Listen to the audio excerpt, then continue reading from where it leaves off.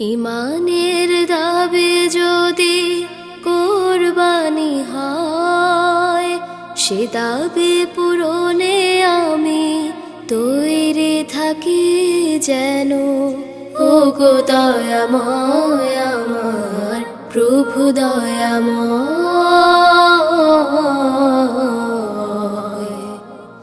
ও গো দয়াময় আমার প্রভু দয়াময়। ইমানের দাবে সে তো বসে থাকা নয়, ইমানের দাবে হলো কিছু